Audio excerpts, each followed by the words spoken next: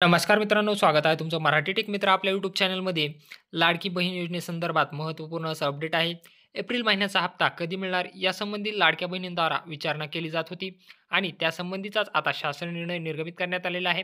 आता लवकरच लाडक्या बहिणीच्या खात्यावर एप्रिल महिन्याचा जो काही हप्ता राहिलेला आहे तो जमा होणार आहे. असा निर्णय काय आहे आणि एप्रिलचा हप्ता कधी मिळणार आहे? तत्पूर्वी चॅनलवर नवीन आला असाल तर चॅनलला सबस्क्राईब करा. तसेच बेल आयकॉनला प्रेस करायला विसरू नका. शासकीय योजनेचे पैसे लाभार्थ्याच्या बँक खात्यावर वर्ग करण्यासाठी अगोदर त्या निधीची तरतूद करावी लागते आणि तरतूद केल्यानंतर त्या निधीला मंजुरी मिळावी लागते. मंजुरी मिळाल्यानंतर ते पैसे लाभार्थ्याच्या बँक खात्यावर वर्ग करण्यात येतात.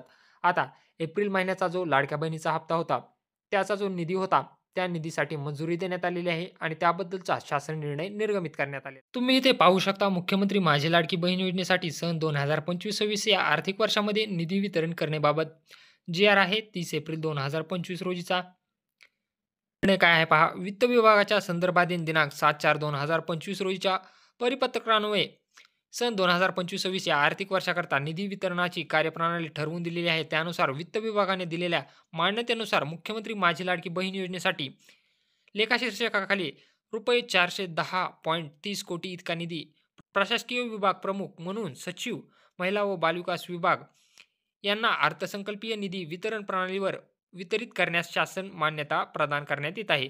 म्हणजे 410.30 कोटी इतका निधी महिला व बालविकास विभागास वितरण करण्यासाठी मंजुरी देण्यात आलेली आहे. निधीसाठी मंजुरी देण्यात आलेली आहे, परंतु हे पैसे लाडक्या बहिणीच्या बँक खात्यावर कधी वर्ग केले जातात याबद्दलची डेट अजून निश्चित केलेली नाही.